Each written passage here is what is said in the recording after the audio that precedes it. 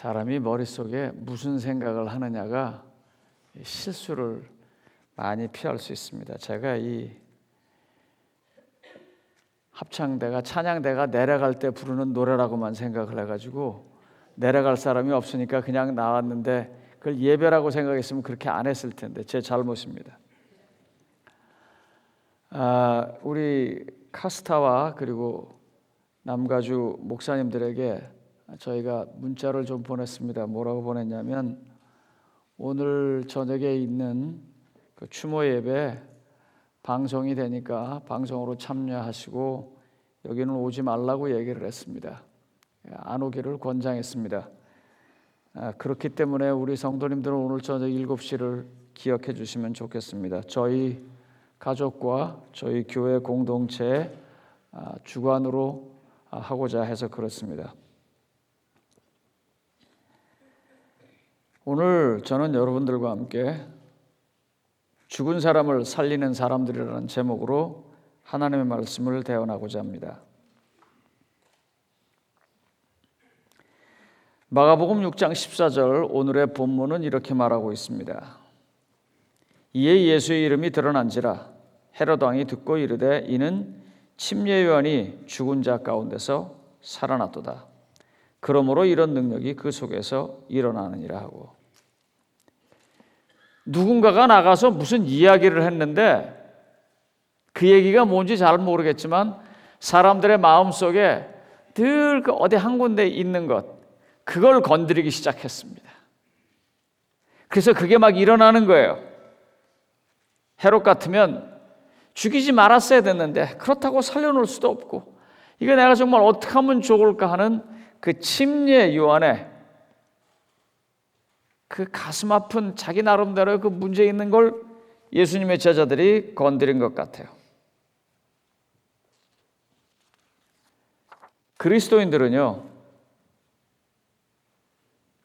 나가서 이 얘기를 해야 합니다.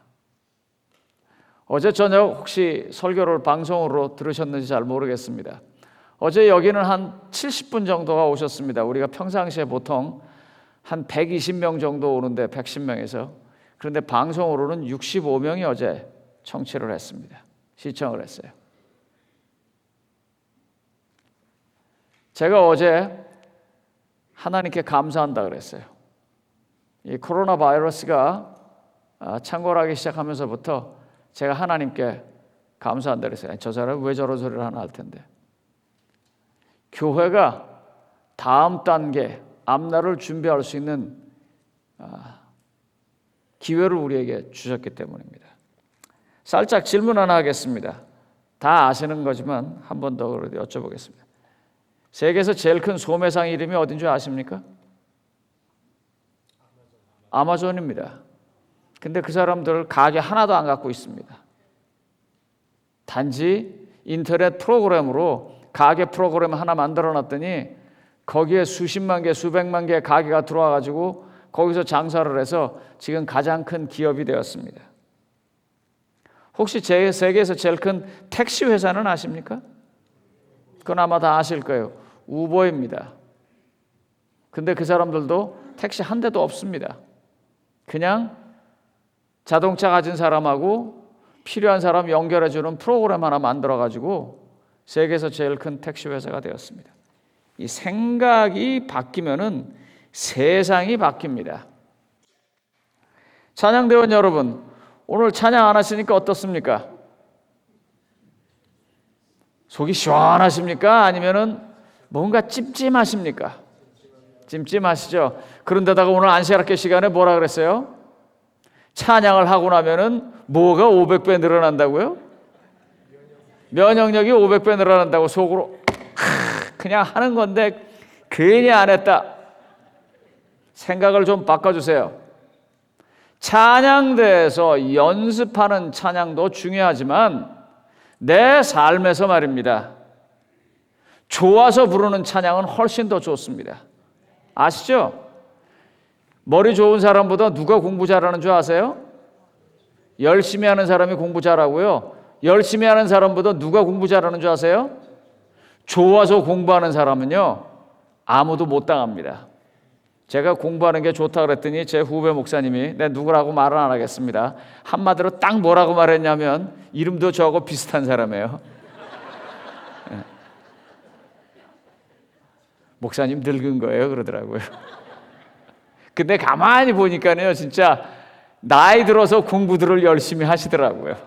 은퇴하시고 난 다음에 왜 이렇게 성경 공부 열심히 하셔서 목사님들을 힘들게 하시는지 이상한 것만 와서 묻고 말해요. 저도 그런 것 같아요. 요새는 공부하는 게 좋아요. 찬양이요, 가슴에서 정말 울려 나올 때 그때가 찬양입니다. 그런 찬양은 아마 5,000배쯤 늘어날 거예요. 그러니까 요새 찬양 연습 안 한다고 아주 날라리처럼 그렇게 사시지 마시고 열심히 삶에서 찬양하시기 바랍니다. 자, 이제 찬양대도 안 해. 어린이 성경학교도 하다가 말았어요. 한글학교는 우리가 등록받고 다음 주부터 하는데요, 한글학교에는요, 아시는 것처럼 지금 대기자 명단이 40명이 있습니다. 자, 한글학교에다 그랬어요. 아이들 들어올 때 다 세정제로 손 씻기고 데리고 오는 부모님들도 다 그렇게 하시라고. 근데 사실 아이들은 좀 걱정이 좀 덜 됩니다. 이 코로나 바이러스가 주로 누구한테 지금 공격을 합니까? 60세 이상, 65세 이상. 그래서 여기 예외가 저쪽에 계신 몇 분들 빼놓고는 다 합니다. 그래서 우리가 모든 걸 지금 다 줄여요. 근데 정말 하나님이 원하시는 게 이걸까 하는 것입니다. 찬양대도 안 해, 문화원도 안 해, 뭐도 안 해, 파트락도 안 해. 사실요, 여러분, 이렇게 해서요, 그냥 요대로 가면은 교회 문 닫습니다. 근데 하나님이 이걸 다 아시면서도 하시는 이유가 뭘까? 오늘 본문을 통해서 그 문제를 좀 다뤄보고자 합니다. 오늘은 예수님과 동행하기 제6주차에 관한 것입니다. 그러므로 여러분들이 내일서부터는 지금 이 말씀의 근거에서 예수님 따라서 내가 한번 해봐야겠다 하는 사람들은 꼭 해야 합니다. 그 각 반의 코디네이터들은요, 그냥 얘기만 하시지 말고 실제로 하는지 체크업하고 할 수 있도록 격려해 주셨으면 좋겠습니다. 이 예수님이요, 제자들을 내보냈어요. 내보내서 나가서 전도를 했습니다. 말씀을 전했어요. 그 전한 말이 얼마나 이 임팩트가 있었는지, 충격을 줬는지 헤롯이요, 직접도 못 듣고 전에 들었는데도 아이고, 죽은 요한이 살았나? 할 정도였었습니다.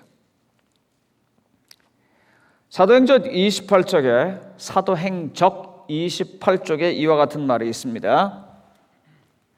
같이 한번 읽어보겠습니다. 시작.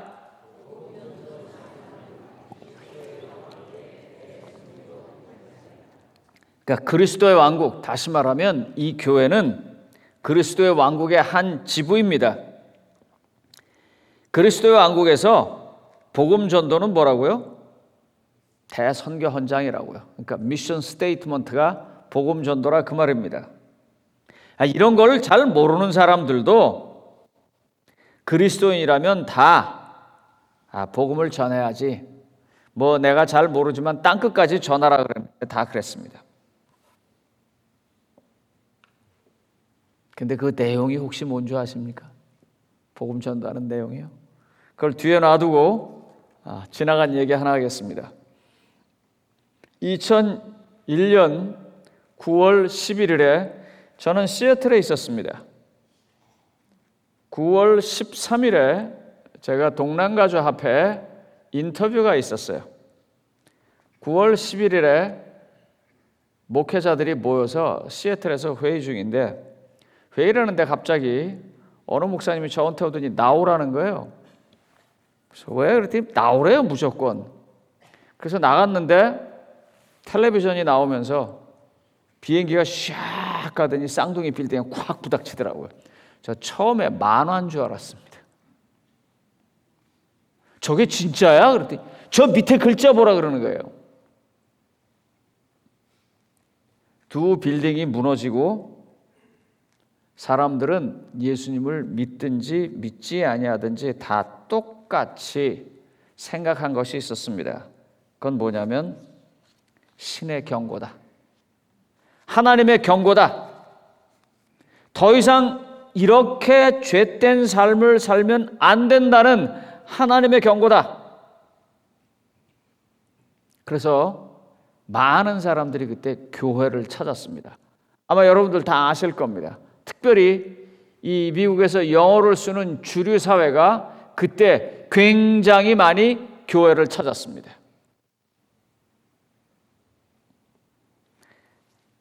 그런데 뉴욕타임스가 6개월 뒤에 조사를 해봤어요. 그때 사람들이 도로 교회를 안 간 거예요. 6개월 뒤에요. 그때 다 놀라가지고 교회를 간 사람들이 6개월 뒤에 교회를 안 나간 거예요. 그래서 왜 안 나갔느냐는 질문을 했습니다. 당신은 왜 교회를 다시 나가지 않기로 결심했습니까? 그랬더니 가장 많이 나온 대답이 뭐냐면 교회 가보니까 교회가 죽어 있었습니다. 그래서 안 나갑니다 그랬어요. 자기네들이 쌍둥이 건물이 손쓸 사이도 없이 왕창 무너지는 걸 보면서 이렇게 살면 안 되겠다. 이대로 살면 죽을 것 같으니까 생명이 있는 곳에 가자 하고 어렸을 때부터 배운 것이 교회니까 교회를 갔는데 교회를 가보니까 교회가 죽었다는 것입니다. 교회가 죽어서 시체 같아갖고 역겨움을 느낄 정도였다고 그랬어요. 그런데 이 사람들과는 달리 초대교회 당시에 예수님의 제자들을 예수님과 함께 있었을 때 예수님의 제자들이 돌아다니면서 얘기할 때는 살아 있었어요. 그리고 어느 정도냐면 죽은 사람이 다시 살아나올 만큼 살아 있었어요. 이유가 뭘까 생각해 봤어요. 오늘날의 교회와 그때의 교회 차이가 무엇이기에 그때는 자기 가슴속에 죽은 사람도 살아날 것 같은 그런 느낌이 있다가 요즘은 산 사람들도 와가지고 죽어버리는 교회가 되는가? 그 이유가 무엇인가? 바로 이 차이입니다. 그들은요, 입으로는 회개의 기부를 전했고 행동으로는 구원을 보여줬습니다. 마가복음 6장 12절로 13절입니다. 마가복음 6장 12절로 13절. 제자들이 나가서 뭐라고 전파했다고요? 회개하라고 전파하고 행동은 어떻게 했어요? 많은 귀신을 쫓아내며 많은 병자에게 기름을 발라 고쳤습니다. 오늘날 교회는 바꿔서 하는 것 같아요. 입으로는 구원을 얘기하는데 행동으로는 여전히 세상과 똑같은 싸움과 이기심과 갈등이 있는 것 같습니다. 하나님의 진정한 교회는 예수님과 동행해 보려고 예수님의 제자가 되는 사람들은요, 입에서는 세상을 향해서 회개하라고 하는 기별을 전해야 합니다. 여러분 이럴 때는 아멘 하십시오. 제가 하라고 해서 하는 게 아니라 그렇게 하셔야 돼요. 마가복음 1장 3절로 4절에 보면 침례 요한이 광야에서 외치는, 다시 말하면 하나님 나라를 선포하는 첫 번째 기별이 뭐였었습니까? 광야에 외치는 자의 소리가 있어 이르되 너희는 주의 길을 예비하고 그의 오실 길을 곧게 하라. 기록된 것 같이 침례 요한이 광야에 이르러 뭐라고 그랬어요? 죄 사함을 받게 하는 회개의 침례를 전파하니 그랬습니다. 침례 요한이 세상 사람들을 향해서 외친 기별은요, 죄 사함을 위해서 외치는 회개하라고 하는 기별입니다.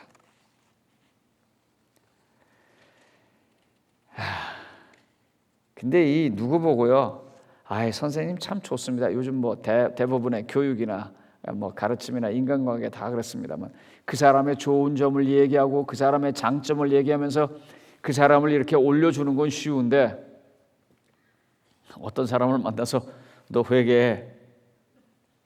너 회개해야 돼. 그게 쉬워요? 어려워요? 어려운 건 고사하고 잘못하면 쌈날 일이에요. 이거는. 네가 뭔데 그럴 거 아니에요? 그런데요, 제자들이 그 당시에 외쳤던 예수님께서 원하신 그 회개의 기별은요, 죄 사함 받는 게 먼저 나오고 있습니다. 다시 말하면 구원을 위해서 회개하라고 하는 말인 것입니다. 이 굉장히 중요합니다. 너 잘못했어 하고 지적하는 게 아니라 내게 더 좋은 것을, 아니 어쩌면 가장 좋은 것을 주기 위해서 회개하라고 하는 말입니다. 그러므로 우리가 회개의 기별을 이야기할 때, 회개하라고 말할 때 목적이 분명해야 합니다. 내가 너를 낮추고 내가 널 모자라다고 말하는 것이 아니고 우리 똑같이 다 죄 지었는데 죄 사함을 받아야 하기 때문에 회개하라고 말해야 합니다. 그러므로 이번 주일에 우리가 마가복음 6장을 공부하면서 그냥 공부만 하지 말고 누군가는 찾아가서 그렇게 살면 안 된다고 하는 회개의 기별을 한번 전해보세요. 결과는 하나님한테 맡기고요. 한번 해보세요. 그냥 하나님께서 도와주실 것입니다.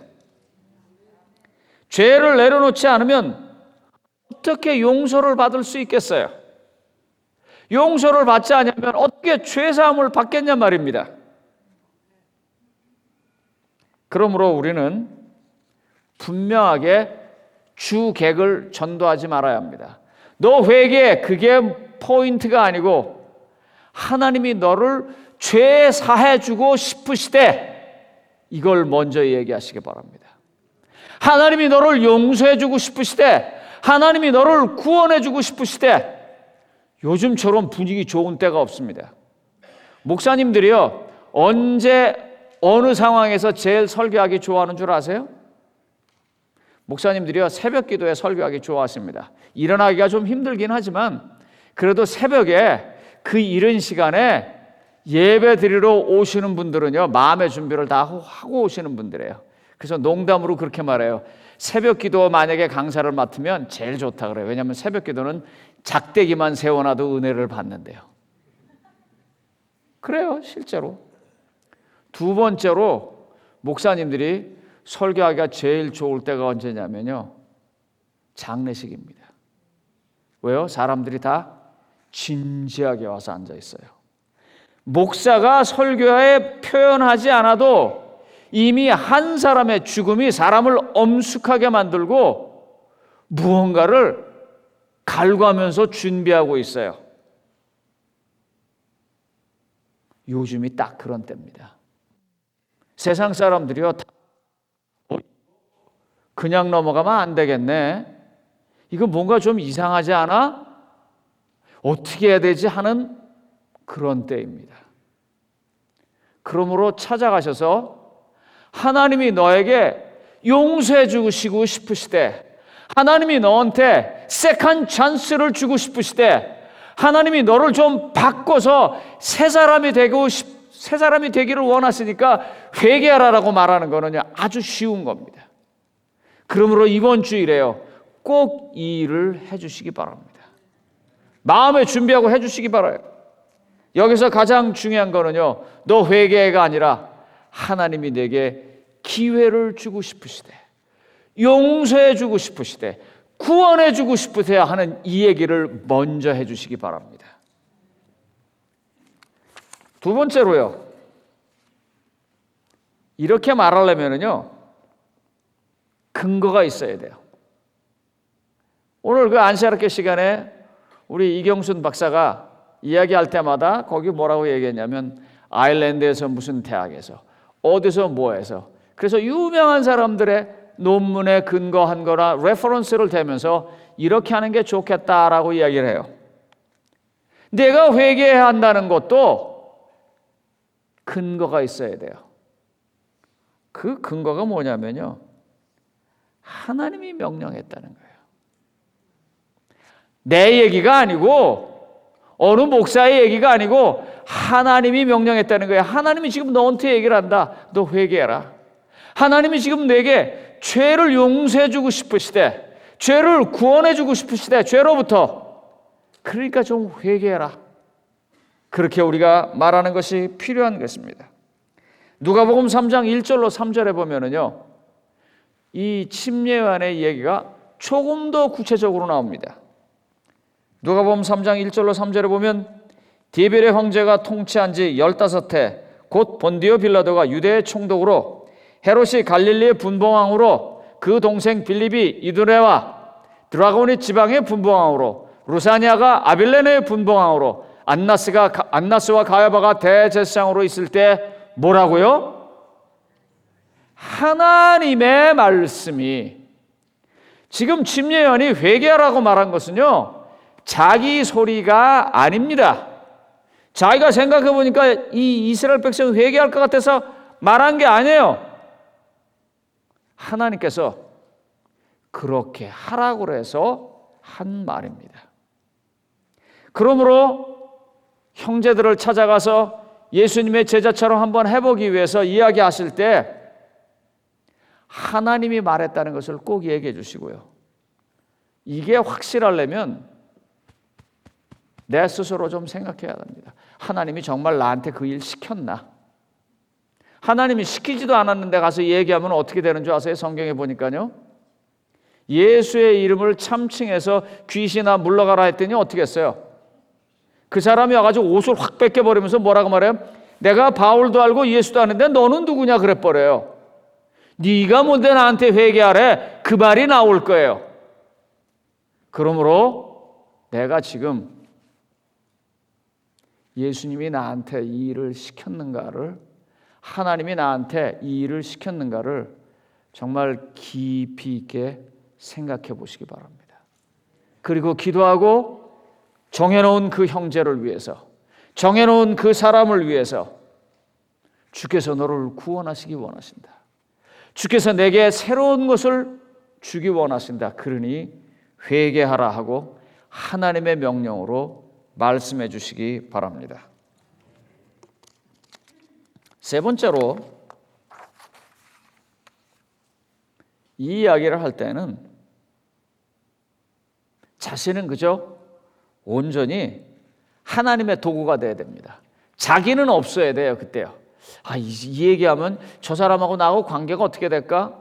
이 얘기하면 나는 뭐 똑같이 죄인인데 내가 이게 이래도 되는 건가? 별의별 생각이 다 들겠지만 하나님께서 내 자신을 통해서 말하라고 시켰다고 확신이 되고 난 다음에는 그 어떤 것도 생각하시면 안 됩니다. 여기 그 어떤 것도 생각하면 안 되는 아주 뚜렷하게 보이는 말씀이 있습니다. 마가복음 6장 8절로 11절입니다. 제가 이 줄친 것만 보겠습니다.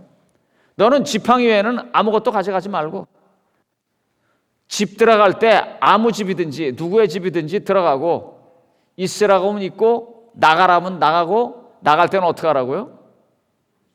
발에 먼지를 떨어버리라. 다시 말하면 거절하는 사람에 대해서 확실하게 선을 긋는 행동이에요.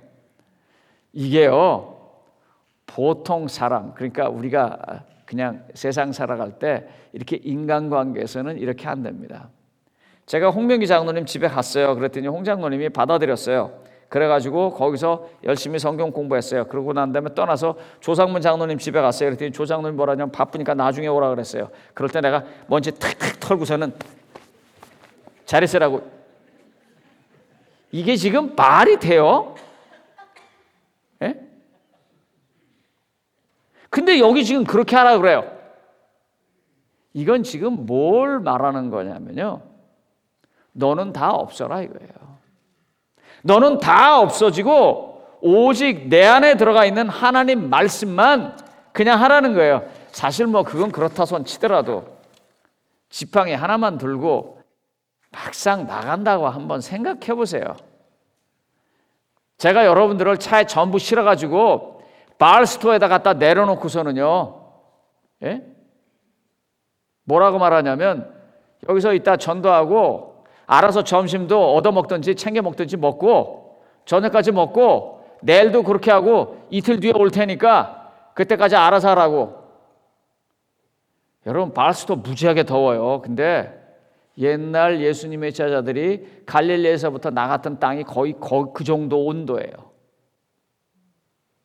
그런데 전대도 갖지 말고 돈도 갖지 말고 그냥 지팡이 하나만 들고 그러고 나서라는 것입니다. 요즘 말로 말하면 물 한 병 들고 할 거 똑같은 거예요. 이 지팡이가요. 왜요? 지금은 그냥 하나님의 도구니까요. 광야에서 40년 동안 인도하셨던 그 하나님의 도구니까요. 홍해를 갈르셨던 그 하나님의 도구니까요. 전도할 때는요, 나는 없고 하나님만 있어야 합니다. 제가 이 말을 굉장히 곰곰이 생각해 봤습니다. 왜냐하면 회개 가서 얘기하려고 그러는데 사실 예수님의 제자들이 지금 예수님의 공생의 상당히 앞부분입니다. 아마 한 1년 정도 전후했을 때 지금 벌어지는 일이에요. 이 일이요. 예수님의 제자들도 지금 여러 가지로 부족했어요. 제가 이 설교 말씀을 이렇게 준비하면서 성도님들한테 회개하라고 말하고 또 그 성도님들이 다른 사람한테 회개하라고 말해야 되는데 내가 내 자신을 보니까 저가 지금 회개할 게 많이 있거든요. 이거 나도 회개할 게 많은 인간이 남한테 지금 내가 이 회개하라고 말해야 되나? 그런데 갔다 왔는데 결과가 어땠어요? 좋았어요. 다시 말하면 예수님의 제자들이 죄가 없어서 가서 회개하라고 말했을 때 사람들이 회개한 게 아니에요. 예수님의 제자들이 온전해서 귀신을 명하니까 귀신이 쫓아나간 게 아니에요.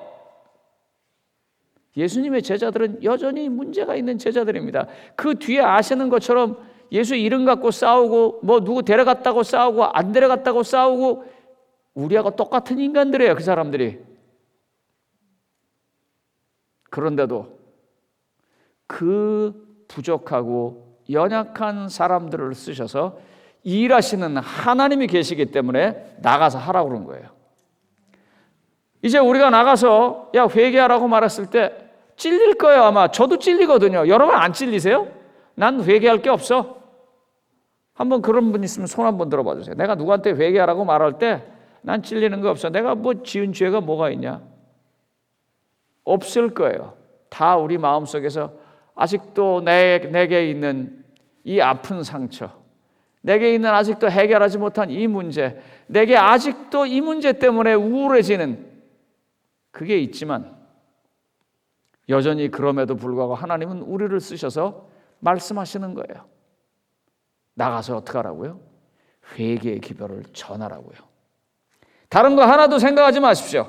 남으라 그러면 남고 가라 그러면 가고 들어주면 다행이고 싫다 그러면 그만두세요. 그리고 회개의 기별을 우리가 전해야 합니다. 하나님만이 거기에 우리와 함께 하실 것입니다.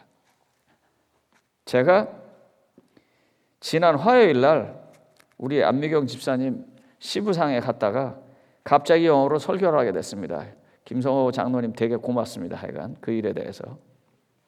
김성호 장로님이 가만히 계셨으면 좋겠는데 거기 설교하시는 목사님한테 우리 목사님하고 같이 왔다 그래버린 거예요. 갑자기 이 양반이 날 불러더니 설교를 하라는 거예요. 아니 뭐 한국말로 하면 그나마 좀 하겠지만 거기 스페니시 전부 있는데 저 스페인 말 한마디도 모르거든요. 영어로 하면 자기가 통역을 하겠대요. 내가 안 하겠다 그랬더니 이렇게 말을 하더라고요. 너희 교인이 여기 한 명 있고 우리가 다 주 안에서 하나인데 사도행전 1장 8절에 유대와 사마리아와 땅끝까지 이르러 복음을 전하라 그러는데 네가 왜 안 하냐 이거예요. 뭐라 그러겠어요? 그래서 하겠다고 그랬어요 제가. 그래놓고 저쪽 가서 뭐 했을 것 같습니까? 정말 기도 짧은 시간이지만 많이 했습니다. 하나님 저한테 방언의 은사를 주십시오 하고, 그리고 하나님의 말씀을 잘 전했어요. 왜냐하면 하나님께서 그 순간에 저를 쓰셨기 때문입니다. 성도님 여러분, 어쩌면 똑같은 한국말을 하는데도 외국말 하는 사람보다 더 힘들게 안 통할 만한 사람들이 회개하라는 말 듣는 사람 중에 있을 것입니다. 그래도 걱정하지 마세요. 하나님께서 도와주십니다. 하나님께서 도와주신 것을 설명하려고 하는 것이지 저 잘났다고 하는 말 아니니까 오해하지 마십시오. 그 목사님이 설교했을 때는 박수를 안 쳤는데요, 제가 설교가 끝나고 나니까 그분들이 다 박수를 치기 시작하더라고요. 왜냐하면 하나님께서 그 짧은 시간이지만 그분들에게 복음을 전하라고 저를 시켰고 저는 순종해서 나갔기 때문에 그렇게 하신 것입니다. 성도님 여러분, 어렵더라도 하나님의 가족으로서, 어렵더라도 하나님을 따르는 예수님의 제자로서 회개하라 라고 하는 명령을 받으신 것 그대로 가서 전하시기 바랍니다. 이거저거 계산하지 마세요. 그냥 제일 먼저 하나님 저한테 시키셨습니까 하고 자신에게 물어보세요. 하나님께 물어보라고요. 하나님 저를 시키셨습니까? 그리고 그런 확신이 들면 하나님께서 사람을 보내주신 그 사람을 향해서 하나님께서 너에게 용서해 주시기 원해서, 하나님께서 너에게 새로운 나라를 주시기 위해서 회개하라고 명한다. 너 회개해라. 그렇게 말하는 한 주일이 되시기를 바랍니다. 요한복음 8장에 보면은요, 예수님께서 돌로 맞아 죽을 여자한테 가가지고 죄 없는 자가 먼저 돌로 치라라고 말씀하시고는 나도 너를 정죄하지 않으니 가서 다시는 죄를 범치 말라라고 말했어요. 그러니까 예수님의 제자들도 똑같이 그 말을 해야 돼요. 해봐야 돼요.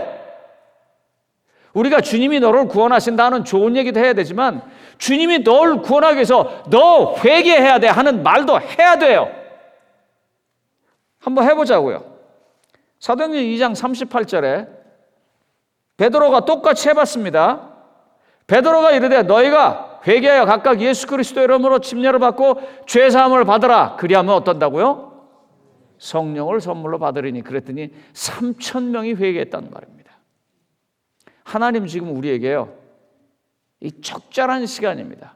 지금 세상 사람들이 다 이 땅에서 그냥 곱게 못 지나가겠구나라고 생각하면서 어떻게 해야 되지? 살 길이 어디지? 피할 길이 어디지? 하면서 하늘에 대해서 직접적으로 간접적으로 생각하고 있는 이 순간에 우리 성도님들이 말입니다, 각각 교회가 되어서, 우리는 움직이는 교회 어제 노래한 것처럼요, 교회가 되어서 만나는 사람에게 회개의 기별을 전하게 되시기를 간절히 바랍니다.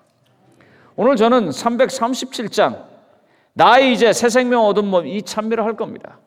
이 찬미를 할 때요, 이 새 생명을 얻게 해주신 하나님께서 내게 뭘 명령하셨고 나가서 뭐라고 말하는지 깊이 생각하면서 좀 찬미에 임해 주시기 바랍니다. 그래서 이번 한 주일 동안 마가복음 6장에 따라서 우리가 꼭 같이 하늘나라 가고 싶은 사람들에게 죄사함과 용서를 주기 위해서 회개하라고 말해 주시기를 바라면서 말씀을 마치겠습니다.